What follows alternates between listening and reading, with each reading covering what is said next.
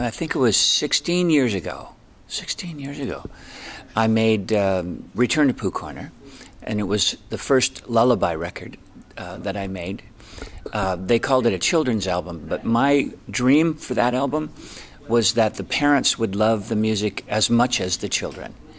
And I think that dream came true. The record sold about 2.5 million units, and everywhere I go, I meet young people and old people young people who are raised on the music and older people who raised their children on the music.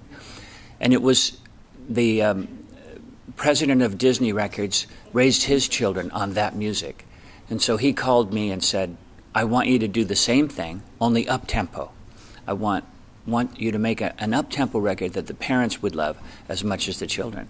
And I was a little nervous about that. I was a little scared about that. I wasn't as sure that I could do that. It's easier with ballads. But we searched through classic material, the Beatles, All Together Now, and Two of Us, which Jimmy Messina sang with me as a duet. We found a Donovan tune, There Is a Mountain, which my daughter sang with me as a duet, my daughter Hannah, who's 11. Basically, I just found great songs. A Randy Newman song, You Got a Friend in Me from Toy Story, a Harry Nilsson song. One after the other, we found these great songs. Then a couple of my own Longtail Cat that I did this time with Leon Russell, and a song I wrote when I was 18 about my dog called Moose and Me, and finished it up. It was half finished, and it was half finished when I was 18, and then I finished it now and put it on the record.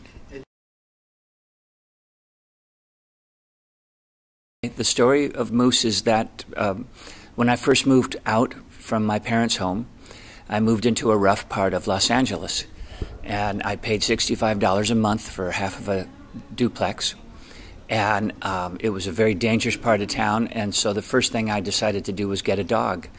And Moose came into my life as a puppy. He was just a little guy, and we went everywhere together. We were inseparable. It's okay? Okay. We went everywhere together, and went to the recording studios. We went to parties. He was my best friend. And so the song is the story of our friendship, and then how I had a feeling in my gut when he passed away. Even though I wasn't there, I knew that he was gone.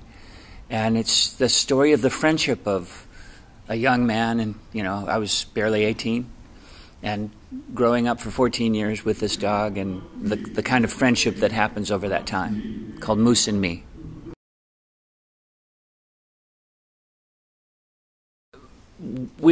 Jimmy Messina and I have been talking about the possibility of making another record someday. There's a chance we might do it, but it requires a lot of... all I can say at this time is that there's politics involved, so it's difficult to put this idea together financially and politically. But if there's any way in time that we can do it, we will.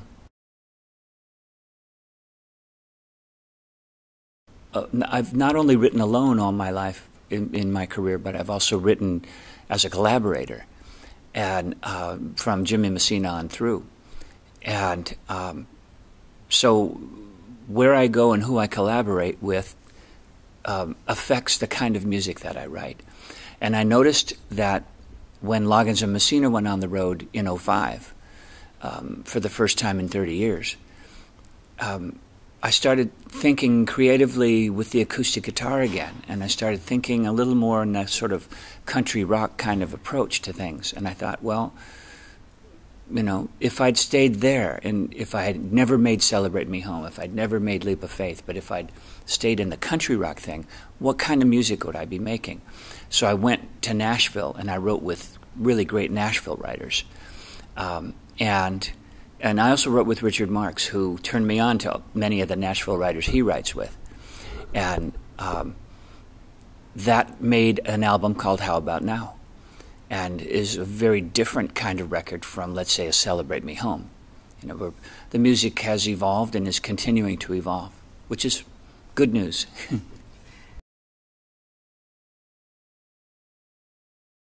To define my own music is very difficult.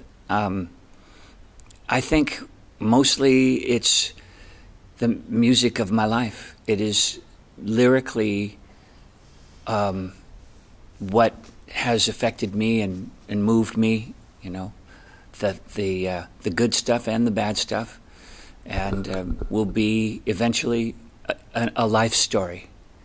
And I know there's more to come.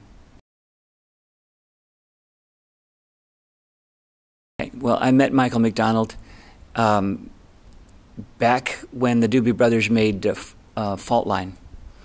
And I set about trying to find him through my manager because I knew I wanted to write with him. And I found out that he was hunting me down, trying to write with me. And my favorite story is the day we wrote What a Fool Believes. I like to say that we were writing together before we met because I had parked in front of his house and was taking my guitar out of my car, and I heard through an open door, I heard him playing dun dun dun dun dun dun dun dun dun dun dun dun, and he was singing, and I couldn't understand what he was saying, and then he stopped. And my imagination went, she had a place in his life. And I knocked on his door and said, whatever that was you were playing, do it again. I think I know how it goes. And so we started writing together right from hello. And we spent the rest of the day writing What a Fool Believes.